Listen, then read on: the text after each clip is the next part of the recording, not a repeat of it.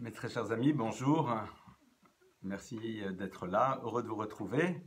Et donc, nous allons, comme nous avons déjà commencé il y a, je crois maintenant 3 semaines, continuer toujours ce travail sur l'univers donc du silence. On pensait qu'on allait parler du silence fort peu, et bien paradoxalement, on prend du temps pour parler du silence et on a besoin d'en parler longuement, ce qui est quand même assez paradoxal.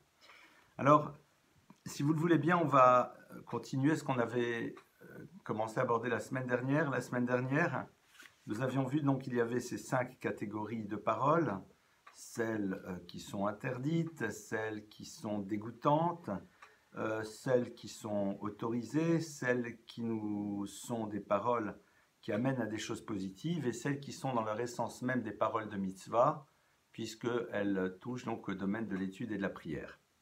On avait donc abordé les 2 premières et on avait vu l'importance du silence et entre autres un enseignement très intéressant d'un maître qui s'appelle Rav, qui nous dit le texte a fait attention de ne jamais avoir une parole et une discussion battelle, c'est-à-dire qui ne sert à rien de toute sa vie. Ça ne veut pas dire que sa parole était juste une parole pragmatique dans laquelle il ne parlait que de sujets nécessaires, mais lorsqu'il prononçait des mots, lorsqu'il commençait à discuter, ça avait sa raison d'être. C'était pas juste pour bumbler le temps, c'était pas juste pour voilà, juste parler. Et c'est très intéressant parce que Rav Yecheskel Winstein va l'expliquer de manière très intéressante. Il dit que il y a Koach Hadibur Mutba Benefesh Adam. Il dit cette capacité et ce désir de parler s'inscrit de manière très forte chez l'individu. Adam Mitzativo Vrotze le Daber ul Patpat. Il dit l'individu, de par sa nature, aime parler, discuter. Mais pourquoi? Hadibur Vanash Beze Afem Novi Me'al Shorash Batlut. Il dit au fond, la parole et la racine de ce désir de parler proviennent la plupart du temps du désir de se faire exister. Il se sent obligé de parler pour montrer qu'il est là. Et on est persuadé que plus on parle, plus on existe face aux autres. Évidemment, c'est un vrai travail de sortir de cela et de réussir à ne pas avoir besoin de parler pour pouvoir avoir l'impression qu'on existe. Alors, évidemment, c'est une problématique qui n'est pas si simple, dans la mesure où, par exemple, on sait très bien dans une famille, surtout dans une famille nombreuse, où il y a un certain nombre d'enfants, puisque famille nombreuse, c'est généralement ça que ça veut dire, eh bien, chaque enfant a besoin de savoir qu'il existe, et donc, souvent, les enfants sont là, en train de parler. Pourquoi? Parce que, est-ce que j'existe? Est-ce que tu me vois? Est-ce que je suis présent à l'intérieur de ce groupe? Donc, ça, c'est peut-être à voir de manière différente. Là, je parle beaucoup plus lorsque l'on est dans un groupe d'individus. Eh bien, ça ne veut pas dire que celui qui parle, sa finalité, son but, c'est de se faire exister parce qu'il n'existe pas ailleurs. Mais plus on existe à l'intérieur de soi, moins on ressent le besoin de parler. Parfois, on va parler parce qu'il est nécessaire de parler, mais on n'en ressent pas le besoin. Ce n'est pas quelque chose qui nous est absolument nécessaire. C'est un travail qui prend des années. Évidemment, quand on est jeune, on a tendance à vouloir parler. Pourquoi? Parce que dans le groupe, parce que là on se trouve, eh bien, c'est important pour nous de nous sentir exister par rapport au groupe et c'est normal. Le travail de construction intérieure au fur et à mesure des années fait que on ne sent pas le besoin de parler pour se faire exister parce qu'on existe suffisamment à l'intérieur de soi-même. Et je pense qu'on l'a toutes et tous ressenti à un moment, ce besoin de dire non, il faut que je parle. Mais pourquoi? Parce qu'il faut que j'existe. Ok. Ça, c'est en effet un point sur lequel on peut travailler. Plus notre construction intérieure est présente, moins nous ressentons le besoin de parler pour exister à l'intérieur d'un groupe ou pour exister face à un tiers. Alors, on va rentrer, si vous le voulez bien maintenant, puisque on va aborder la suite, sur l'importance de savoir faire preuve de shtika, c'est-à-dire de silence, même lorsqu'il s'agit de paroles de Torah, même lorsqu'il s'agit en effet de paroles qui sont porteuses de sens, qui voire même transmettent un enseignement, même là-dedans, évidemment, si Si vous enseignez, il va bien falloir parler à un moment. Mais même là-dedans, il y a quand même une petite réflexion à avoir. Avant de rentrer plus avant dans cette notion, je voudrais quand même rappeler quelque chose de fondamental. C'est que si le peuple d'Israël sera délivré un jour, pardonnez-moi, c'est pas du tout la bonne expression, j'ai presque envie de dire faire un rewind. Quand le peuple d'Israël sera délivré un jour, évidemment, c'est pas si, c'est quand. La question ne se pose même pas, mais j'avais déjà en tête la suite de la phrase. Eh bien, c'est par le mérite d'une femme qui va beaucoup prier pour que l'on revienne d'exil. Cette femme, c'est qui? C'est Rachel. Vous connaissez sûrement ce texte, Kol berama nishma, nehi bechit amrurim rachel mevakal banea. Une voix à Rama est en train d'être entendue, c'est Rachel qui pleure sur ses enfants. Et Dieu de dire à Rachel, oui, tu vois tes enfants partir en exil, c'est vrai, c'est sûr et certain que tes enfants sont en train de partir en exil, min ikoler mi bechi, mais arrête de pleurer, ki yesh sachar lifkou la terre, car tu auras une récompense à l'action que tu as faite, veshavu meretz oyev, et ils reviendront un jour du pays de leurs ennemis. De quoi parle-t-on donc de notre matriarche Rachel? À quoi le texte fait-il allusion? Un épisode très particulier qui est bouleversant et qui quelque part aurait pu être l'élément qui aurait peut-être amené la fin d'une histoire et qui au contraire le début d'une histoire. Rappelons-nous cet épisode dans lequel est présent Lavan et Jacob. Yaakov qui va dire à Lavan, qui va devenir son futur beau-père, il dit voilà, je vais travailler chez toi. Yaakov s'est retrouvé chez Lavan. Il lui dit je vais travailler chez toi pendant 7 ans, pardonne-moi. Mais j'aimerais par la suite pouvoir me marier avec Rachel. Et Lavan lui dit avec plaisir, évidemment, aucun problème. Évidemment, mais Rachel est d'accord, t'es de la famille, t'es quelqu'un de bien, oui, aucun problème. Mais rappelons-nous de l'histoire. Lors du jour du mariage, un subterfuge, Lavan prend Léa, sa fille aînée, et la recouvre d'un voile. Et Yaakov ne sait pas qu'il est en train de se marier, non pas avec Rachel, mais avec Léa. Au passage, d'où l'habitude, qui n'est pas juste une habitude, qui est même une halakha, que le khatan, avant le mariage, eh bien, va couvrir de son voile la kala. Ce n'est pas juste un moment de romantisme, c'est un moment très concret pour identifier la kala. Il y a beaucoup d'autres choses, d'après les maîtres de la mystique juive, qui sont présentes à ce moment-là, évidemment. Mais Yaakov, en tout cas, ne sait pas qui se marie avec Léa. Mais Yaakov se doutait que peut-être son futur beau-père risquait de faire quelque chose de pas clair. Et Yaakov avait dit à Rachel, écoute, nous allons convenir de certaines choses, de certains signes, de certains mots à se dire. Comme ça, je suis sûr que c'est bien toi. Et il les entend, ces mots. Ces signes ont lieu. Donc Yaakov est persuadé que c'est Rachel. C'est Léa. Mais comment Léa sait-elle? Comment Léa est-elle au courant? Eh bien, tout simplement, Rachel s'est rendu compte que c'est sa sœur que l'on prépare. Et qu'est-ce qu'elle fait? Elle se tait. Elle se tait, elle ne dit rien. Vous imaginez ce moment dramatique qu'elle est en train de vivre. Et non seulement elle se tait, mais elle est capable d'aller voir sa sœur pour que sa sœur évite une honte catastrophique et lui dit « voilà ce que tu devras dire ». Évidemment, la question se pose, et Jacob là-dedans, Jacob se retrouvera néanmoins marié avec à la fois Léa et à la fois Rachel. Ce n'est pas un cours sur ce sujet que je donne, mais juste sur ce moment-là particulier, dans lequel Rachel, eh bien, on dit plachashtika. Rachel, sa force, c'est de savoir se taire. Se taire dans une circonstance incroyable, se taire dans un moment dans lequel vous avez envie d'hurler, se taire dans un moment dans lequel vous avez envie de réagir et d'exprimer. Eh bien, Rachel se tait. Et Dieu va dire, cette capacité que tu as eue de te taire et de ne pas réagir, eh bien, c'est ça qui fera que par la suite je ne me tairai pas et je ferai rentrer le peuple d'Israël de son exil. Alors évidemment, ce sujet mérite en tant que tel un long développement que je ne ferai pas. Mais en tout cas, nos maîtres disent que Rachel, qui a ce mérite incroyable, sa grandeur, sa force, c'est d'avoir su justement ne pas parler. Ne pas parler, se taire.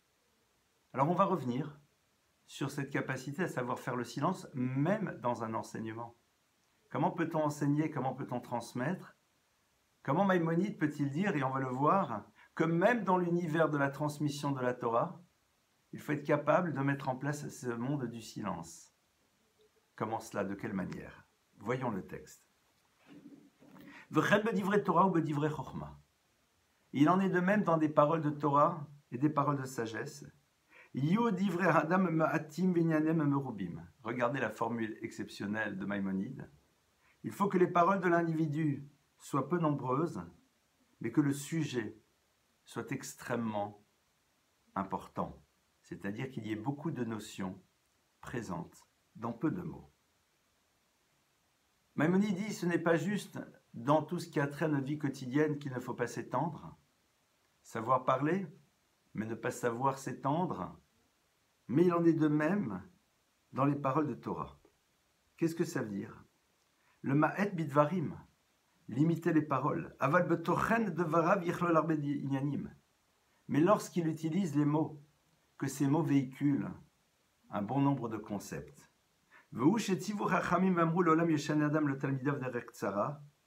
Et c'est ce que nos maîtres ont dit, que l'on devra toujours transmettre aux élèves de manière katsar, courte.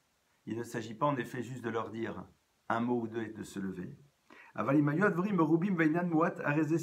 Regardez le langage de Maïmonide qui est waouh. Le Rambam, vous savez, c'est clair et net, comme dirait l'autre. Le Rambam dit, mais si, advarim rubim, qu'il y a beaucoup de mots, de périphrases, de mots, encore des mots et encore des mots, varinyan muat, mais que le sujet est minime, hareze sikhlut, on est ici face à l'imbécilité. Maïmonide est en train ici de définir les choses de manière très claire et plutôt décapante. Il est en train de nous dire que si on peut à un moment réduire le nombre de mots pour pouvoir transmettre un concept, c'est ce que l'on attend de nous. Alors qu'à force de s'étendre, Abba Chalom vekol ksil borov dvarim, dit-il. Et c'est ce que le verset dit, la voix de l'imbécile se trouve dans la multiplicité des mots qu'il utilise. Et donc, comme le Rabbi Israël, le Rav Friedlander va développer par la suite, il va nous expliquer que lorsque, sur un sujet, on dit encore des mots, des mots, des mots, des mots, des mots, il y a encore des mots, et on reprend, etc., au bout d'un moment, c'est tellement berlificoté que l'élève ne comprend plus rien. Les concepts doivent être développés, expliqués, mais à un moment, derrière Katsar, faire en telle sorte que ça soit suffisamment concentré. Alors évidemment, il y a ce que j'appellerais la concentration extrême, qui est possible lorsque vous êtes face à quelqu'un qui comprend vite. Parfois les personnes ne connaissent pas les notions. Vous êtes obligé de les expliciter les unes aux autres. Regardez, je vais reprendre ce que je viens de dire par rapport à Rachel. Les personnes qui sont en train d'écouter ce cours et qui l'écouteront connaissent peut-être l'histoire ou ne la connaissent pas. S'ils la connaissent, eh bien, on peut dire, Rachel, elle est l'idée de la shtika du silence à travers l'histoire qui s'est passée au moment de son mariage, au moment où elle a révélé les simanim à sa sœur. Waouh! Ktsara, évidemment. Et c'est amplement suffisant lorsque la personne qui est en face connaît déjà toutes ces notions. Lorsque l'on ne sait pas si les gens connaissent les notions, eh bien, on se doit de les développer pour qu'elles connaissent l'histoire. Mais derrière Katsar, c'est faire en telle sorte de ne pas sans arrêt répéter, sauf si nous considérons que cette répétition est importante pour que la personne inscrive de manière claire les idées à l'intérieur d'elle. C'est un art, ce n'est pas simple, c'est quelque chose sur lequel il y a lieu de réfléchir. Et c'est vrai que parfois on adore meubler un enseignement quand on n'a pas beaucoup de choses à dire. Et Maïmonide va nous dire, Harezu Sikhlut, c'est de l'imbécilité. Le mot est très fort, le mot est un peu violent, il est, comme je l'ai dit tout à l'heure, décapant, mais ce n'est pas moi qui l'exprime, c'est le Rambam, c'est Maïmonide. Et donc, le Marma'at Aflachil Ulbatek Bimat Arbetochen, c'est un exercice que de réussir à mettre un certain nombre de notions dans peu de mots, mais évidemment, être sûr que cette chose est intelligible.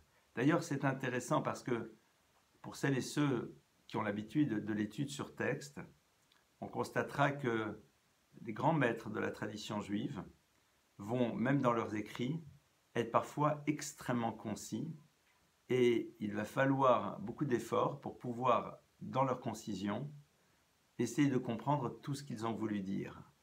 Certains, parfois, vont juste mettre « voir telle et telle chose » dans tel texte, etc. Et quand vous allez voir, vous comprenez qu'en vérité, il vous ramène toute une problématique qui est en rapport avec le sujet, mais c'est d'une concision extrême. C'est quelque chose qui est très intéressant, qui demande quand même un vrai travail. Nimtsa Yefo, qui m'a eh bien, on comprend de là que donc la dimension du silence, ce n'est pas juste limiter des paroles qui ne servent strictement à rien, mais aussi, dans tous les domaines et même dans un enseignement de Torah, essayer d'être dans une certaine forme de concision, en étant sûr que cette concision n'empêche pas la compréhension. Et je me répète, et je le dis clairement, je me répète, lorsque on aborde des notions dans un enseignement de Torah, et que nous n'avons pas la certitude que les personnes qui sont à l'écoute ont intégré les différents éléments qui sont présents dans la présentation de cette notion, il faut prendre ces éléments-là et en effet les expliciter. C'est sûr, sinon après il manque quelque chose. De manière ultime, j'ai un souvenir très intéressant de cours que je n'ai il y a un certain nombre d'années. Et un jour, c'était un cours, je crois, sur la Brit Mila. Enfin, je parlais aussi de la circoncision. Et je n'ai pas traduit le mot circoncision, je disais la Brit Mila. Et puis, à un moment, il y a une jeune fille qui lève la main et qui dit « Excusez-moi, c'est quoi la Brit Mila ?» Ou ça m'est arrivé aussi avec le Shabbat. C'est intéressant de voir que vous avez parfois des gens, et c'est merveilleux, et c'est tellement beau, qui ne connaissent pas du tout, certains fondamentaux du judaïsme, parce qu'ils n'ont pas grandi là-dedans, et s'ils n'ont pas grandi là-dedans, ils ne peuvent pas les connaître, et qui viennent pour être à l'écoute, mais parfois il faut expliciter les choses. Alors, on va maintenant aller un tout petit peu plus loin, et essayer de mieux comprendre ce qui se joue dans l'univers de la parole, à travers entre autres un enseignement du Maharal. On va essayer de comprendre qu'est-ce qui se joue dans l'univers de la parole qui nous amène à être dans une vigilance dans l'utilisation des mots, même dans l'étude de la Torah. Hamaharal, le Maharal, Potech devarav pasuk, Chosech amarav yedadat yakar ruach ishtevuna. Adam shu chasran bediburav hu ishdat. Le verset nous dit que celui qui est capable de limiter l'expression de ces mots, eh bien, est une personne que l'on appelle Ishda'at, c'est-à-dire quelqu'un qui possède du Da'at. Alors, le Maharal va expliquer. Shlomo Ratzal Omar ki mi shehu moneh hadibur shelo more shu yodea da'at velachen moneh hadibur. Le roi Salomon, à travers ce verset dans Michelet, dans les Proverbes, veut nous apprendre, dit le Maharal, que celui qui est capable de limiter ces mots révèle qu'il sait ce qu'est le da'at, et c'est la raison pour laquelle il se limite dans les mots. Qu'est-ce que veut dire le Maharal? La raison pour laquelle cette personne, dit le Maharal, limite sa parole, provient du fait qu'il possède ce que l'on appelle du da'at.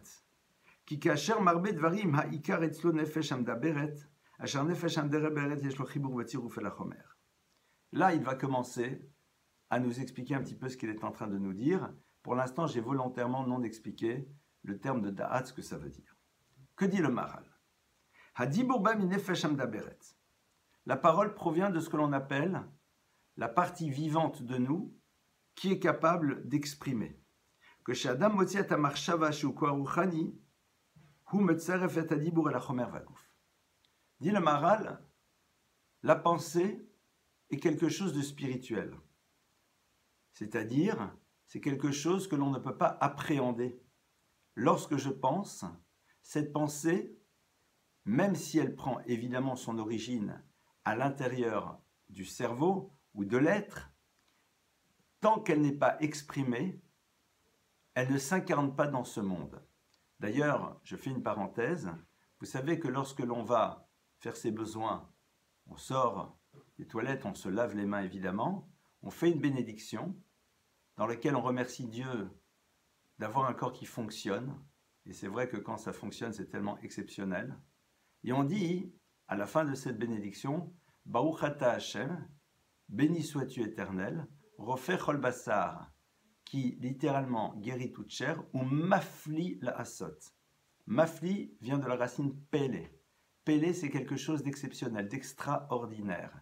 Et on dit qu'il est mafli la asot, c'est-à-dire qu'il fait une chose exceptionnelle, incroyable. Et explique, il me semble, Rama, la chose suivante. Il dit quelle est la dimension exceptionnelle, c'est que tout simplement quelque chose de spirituel émerge d'une réalité totalement physique. C'est-à-dire que la pensée émerge du cerveau. Ce qui est sûr, c'est que cette pensée, tant qu'elle n'est pas incarnée par une parole, reste dans le domaine du spirituel. Elle n'est pas encore présente dans le monde du réel, tel que nous arrivons, nous, à le percevoir à travers notre réalité physique.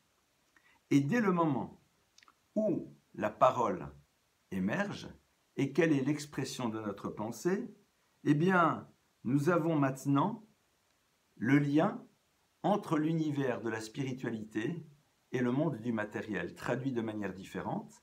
La parole, c'est ce qui crée cette attache entre le monde matériel et le monde spirituel. Le monde matériel, c'est notre réalité physique qui est capable, avec des oreilles, d'entendre des mots, qui eux-mêmes sont l'expression d'une dimension spirituelle, puisque ces mots véhiculent une pensée qui, elle, est totalement spirituelle. Et donc, dit le Maharal, Agouf mevatet atzmo al yedei koach hadibur shelo, ve'eno nivdal legamri haruchaniut idvar hanivdal magashmiut, ve'al yedei hadibur metzaref et haruchaniut letoch hagashmiut, chasra lo hama'ala haruchanit hamavdelet. Et là, le Maharal va très loin. Le Maharal dit au fond que dès le moment où cette dimension spirituelle se retrouve incarnée dans le monde à travers une parole, elle est liée donc au monde de la matière et perd un petit peu de sa spiritualité. Ça veut dire que ce que je pense n'est pas ce que je dis. Traduction, surtout n'imaginez pas que je dis une chose et j'en pense une autre, mais je n'arrive pas à travers le mot à exprimer pleinement une pensée. Parce qu'une pensée est spirituelle. Et dès le moment où elle pénètre le monde de la matérialité à travers la parole, à ce moment-là, elle perd quelque chose de sa dimension totalement spirituelle, c'est-à-dire qui est totalement séparée du monde de la matérialité. Cette idée-là, au fond, elle est extrêmement importante parce que c'est toute la problématique du langage. Le langage, le mot, ne peut jamais exprimer la totalité de ce que l'on a pensé, de ce que l'on a dit. Je vais prendre un exemple un peu romantique. Lorsque vous dites à quelqu'un « je t'aime », ce mot, bien sûr s'il est porteur de quelque chose d'exceptionnel, ne peut jamais totalement exprimer ce qui se joue à l'intérieur de nous. Il y a quelque chose que l'on ne peut à un moment dire à travers le mot limite. Le mot ne peut jamais exprimer totalement les choses. Un de mes maîtres était très très vigilant sur le choix des mots que l'on devait avoir lorsque l'on parlait, lorsque l'on expliquait un concept, pour que ce mot soit le plus proche de la pensée qui est la nôtre. Mais à un moment, le mot ne peut pas aller jusqu'au bout. Pourquoi ? Parce qu'il est limité de par le fait qu'il prend sa source à l'intérieur d'un corps qui lui-même n'est pas du domaine de l'infini. Or, la pensée est du domaine de l'infini. Et donc, dès le moment où cette dimension de l'infini, pour pouvoir être révélée, a besoin de passer à travers quelque chose qui prend sa racine dans quelque chose de fini, elle n'est plus complète. Il lui manque quelque chose. Garder sa pensée à l'intérieur, c'est au fond lui donner une dimension qui ne sera pas celle de l'inachevé lors de l'expression orale. On va essayer de comprendre un petit peu mieux maintenant ce que le Maharal veut dire. Ou le kach marbe dvarim yoter midai, ken sechel shelo nivdal min hachomri. Zu totze mishlitat nefesh hamdaberet hamtzurefet el hachomer, ולכן הוא מרבה בדיבורים, כי הוא קרוב יותר אל החומר ואין השכל שלו נבדל לגמרי מן החומר. Le Maharal va très loin. Le Maharal va dire c'est la raison pour laquelle, lorsque tu commences à trop parler, tu donnes une prépondérance à cette dimension physique de l'être, et donc tu te sépares de ce qui est l'essence même de ton existence, c'est-à-dire ta dimension spirituelle. Ça ne veut pas dire que celui qui parle beaucoup ne veut pas être dans sa dimension spirituelle, mais s'interroger sur la raison des mots que je vais prononcer est déjà fondamental. On rentre ici dans quelque chose de très subtil, mais évidemment, on n'est pas là pour rester juste dans des fondamentaux, le silence, la parole, il ne faut pas trop parler, ça ne se fait pas, etc. On essaye ensemble de comprendre qu'est-ce qui se joue réellement à l'intérieur de l'importance que la Torah donne à la shtika. Comme si au fond, la Torah était en train de nous dire que l'expression la plus aboutie de notre dimension spirituelle, c'est dans la conservation d'une pensée et dans le choix que l'on fait de l'exprimer, mais qui n'est pas un besoin, mais une nécessité. Et d'ailleurs, on pourrait essayer d'imaginer la chose suivante, c'est que lorsque l'on est dans une parole, lorsque l'on est dans des mots que l'on ressent le besoin de dire, alors il y a lieu de s'interroger sur la différence qu'il y a entre le besoin et la nécessité. J'ai besoin ou c'est nécessaire? C'est besoin ou c'est nécessaire? Lorsqu'une parole est l'expression d'un besoin de dire, c'est qu'il y a quelque chose quelque chose que l'on a encore besoin de travailler au niveau de notre développement intérieur spirituel. Évidemment, cette notion-là d'avoir besoin de dire, j'ai envie de dire, elle est présente chez nous. Et parfois, on s'invente l'idée que non, en vérité, j'ai pas besoin de dire, mais c'est nécessaire, il faut que les gens entendent ça. Évidemment, on est tous tombés, en tout cas moi, évidemment que oui, dans ce piège. À nous de commencer à y réfléchir. Si c'est pas nécessaire, alors je ne le dis pas. C'est la raison pour laquelle des grands maîtres peuvent savoir se taire et puis à un moment parler, et beaucoup parler. Et parce que chacun des mots qu'ils prononcent, ils le savent être nécessaire. Aval kasher mone adibur, shazmore ki asechet shelo enomut ba bechomer gagdin mimenu.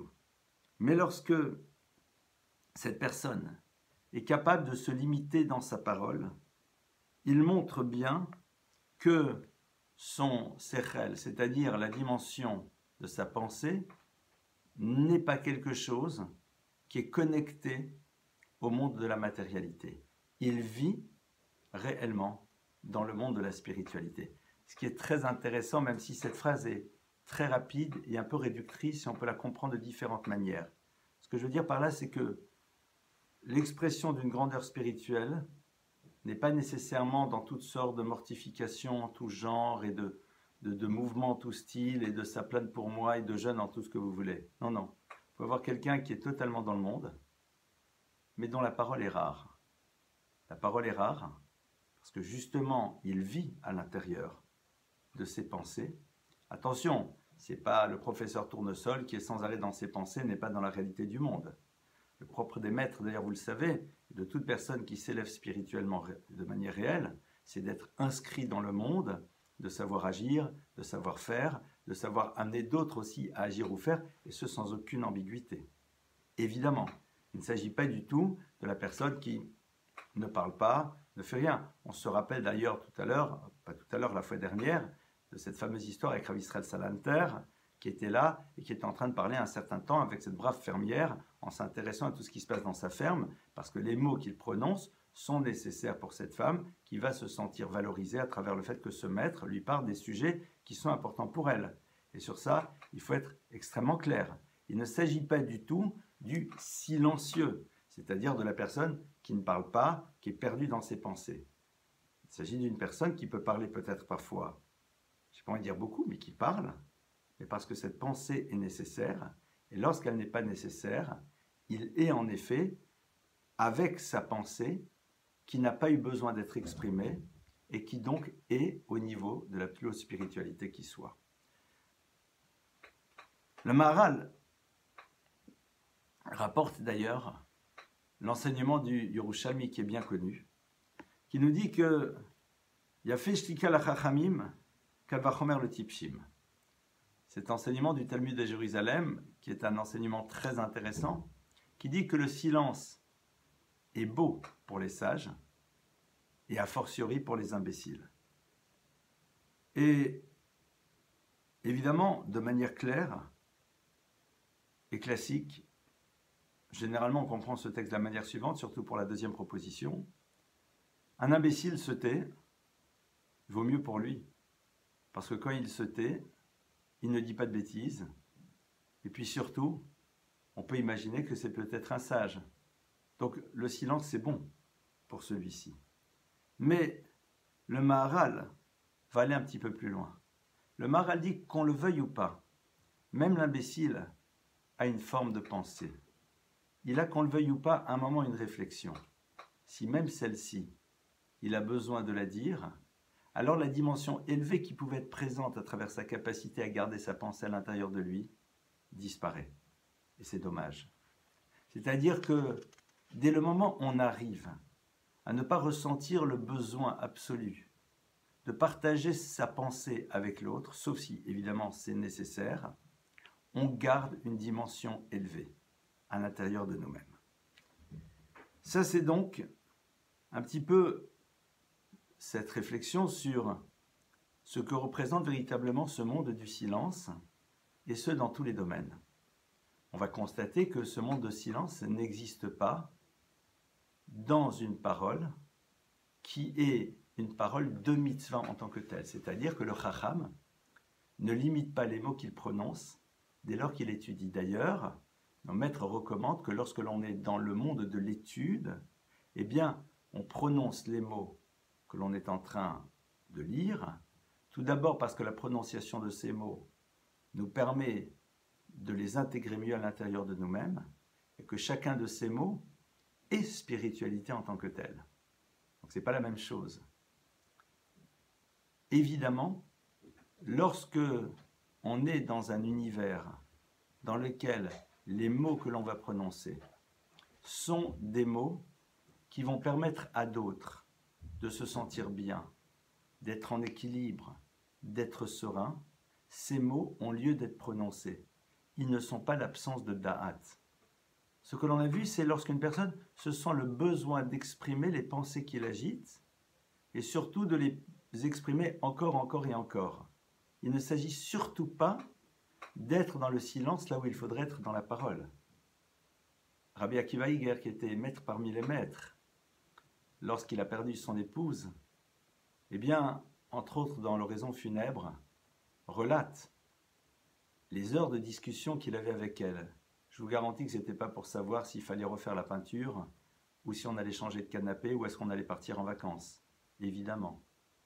C'était deux genres de sujets qui, s'ils devaient être abordés, à mon avis, devaient être abordés en quelques instants parce qu'au fond, tu veux bleu, je préfère vert, on fait orange, allez, next, go, on passe à autre chose. Pas le sujet, pas quelque chose de fondamental. Par contre, il parle de ces échanges nombreux qu'il avait avec son épouse sur toutes sortes de sujets beaucoup plus profonds dans tous les domaines, et évidemment aussi dans l'univers de l'étude, car évidemment un maître eh bien, partage son étude, non pas avec ses élèves seulement, mais aussi avec son épouse, ses enfants. Et il est là non seulement pour être dans une parole, mais aussi dans une écoute de ce que son épouse a à lui dire par rapport à sa propre pensée à elle. Donc, dès le moment où les mots apportent quelque chose à l'autre, eh bien, ils se doivent être prononcés, des mots d'encouragement, des mots de compliment, et aussi d'un échange que l'on appelle parfois peut-être un petit peu léger, mais qui apporte à l'autre, qui le nourrit et qui fait qu'il se sent bien.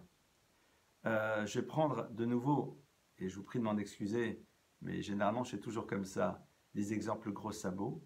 Il y a parfois des sujets qui intéressent le féminin et pas le masculin, dans la gestion du quotidien ou dans d'autres choses. Et une femme peut avoir du plaisir à partager avec son mari quelques sujets qui pour elle sont importants, parce que dans sa dimension féminine, il y a des choses qui sont importantes, alors que pour l'homme, ils le sont moins. En parler et être à l'écoute, c'est évidemment un acte positif, un acte qui construit, un acte qui crée un lien, un acte qui renforce. Et cela est extrêmement important. Les maîtres de la Kabbale insistent beaucoup aussi sur justement la présence de la parole lorsque le couple commence à se retrouver dans quelque chose de plus intime où les mots sont extrêmement importants. Donc attention de ne pas rentrer dans l'univers du silence, dans le monde de la relation et plus particulièrement dans la relation au couple et dans la relation aux enfants. Ça, c'est quand même quelque chose que je tenais absolument à préciser parce que souvent on aurait tendance, et c'est normal, à vouloir extraire un concept et le faire exister dans un domaine dans lequel ça nous intéresse. À partir de là, on va avancer encore quelques minutes ensemble. On va voir maintenant quelle est l'importance de la parole face à la dimension du silence.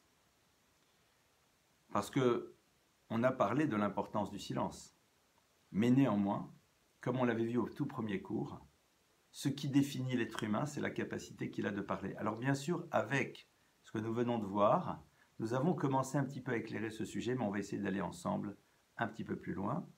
La semaine prochaine, on continuera, et je pense qu'on conclura sur cette thématique. Mais pour l'instant, on a encore quelques minutes ensemble, on va avancer un petit peu. Yesh Layen, il dit néanmoins, il y a lieu de réfléchir et d'approfondir. Même si nous avons mis en exergue l'importance du silence, le verset quand même nous dit, qu'on le veuille ou pas, que Vayehi Ha'adam, Dieu a soufflé Nishmatraim, une neshama, une âme de vie, et l'individu fut un être vivant. Et sur place, le Targum, c'est-à-dire la traduction araméenne du texte, nous dit Vayehi Ha'adam, le Nefesh Chaya.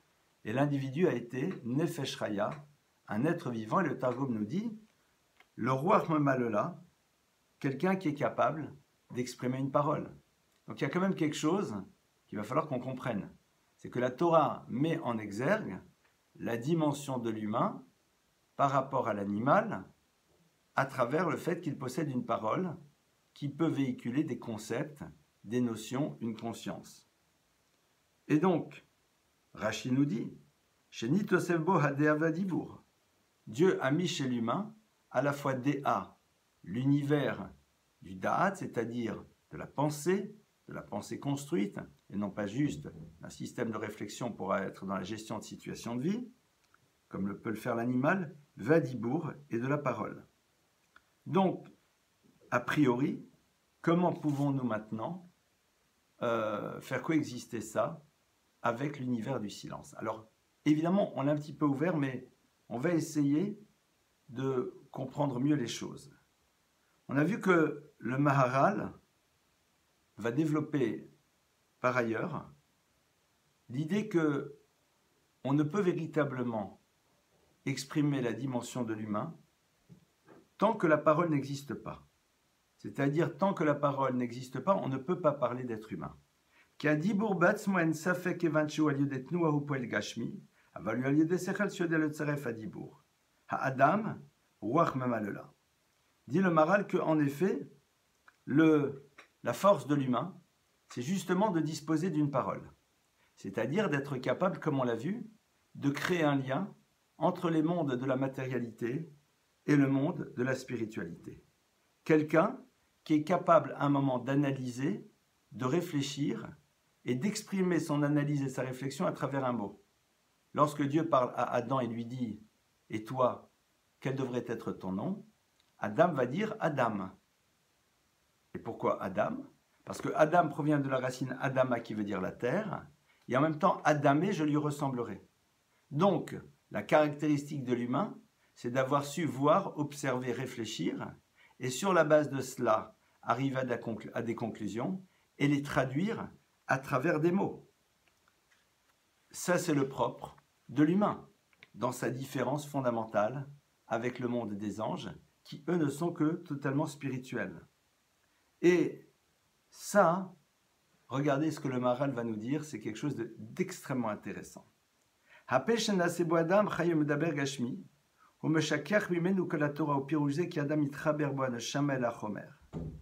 On sait que lorsque l'individu naît, et ainsi explique le Talmud, lorsqu'il est dans le ventre de sa mère, l'être humain possède toute la Torah, dit-on. L'embryon, le Oubar, a toute la Torah en lui. Et lorsqu'il arrive au monde, le texte nous dit que l'ange vient et lui donne un coup sur la bouche. Alors beaucoup ont envie de dire c'est cette petite, c'est inexact. Il lui donne un coup sur la bouche et il lui fait oublier toute cette Torah. Le Maharal va nous expliquer la chose suivante. Il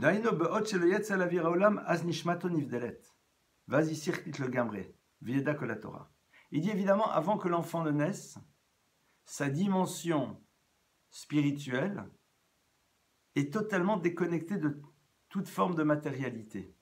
Pourquoi? Parce que cette matérialité qui est son corps ne peut pas encore s'exprimer à travers une parole. Et lorsque cette dimension spirituelle va pouvoir se connecter à sa réalité matérielle à travers le monde de la parole, eh bien, c'est à ce moment-là où, en effet, cette Torah doit disparaître pour qu'il puisse se la réapproprier. Elle peut être là lorsqu'il est totalement spirituel.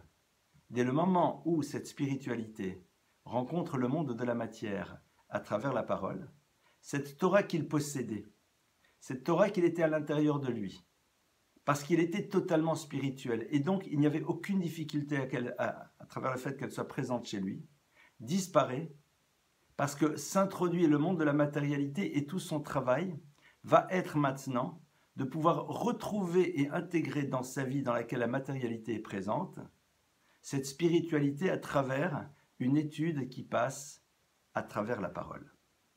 Et donc, on comprend qu'il y a quelque chose ici de fondamental. C'est que cette parole-là, elle est celle qui nous donne notre statut d'humain parce que créant le chibour, le lien total entre notre dimension matérielle et spirituelle, et c'est à travers elle que l'on va pouvoir se réapproprier cette dimension élevée de spiritualité qui est la Torah, que l'on va justement étudier. D'où l'importance fondamentale de l'univers de l'étude. On va, si vous le voulez bien, conclure aujourd'hui avec cela. Il est possible qu'on était un petit peu loin dans ces concepts, mais on ne peut pas à un moment les mettre de côté. Merci pour votre écoute, merci pour votre présence. La semaine prochaine, nous avancerons encore un petit peu à l'intérieur de cette thématique et nous la conclurons avant Bezrat Hashem de reprendre d'autres thématiques par la suite. Tout à l'heure, 20h, le cours de Pirkei Avot. Demain matin, Bezrat Hashem, à nouveau le cours de développement personnel. Je vous remercie pour votre écoute. Plein de bonnes choses. Une excellente soirée. Shavua Tov à tout le monde et à très vite. Au revoir.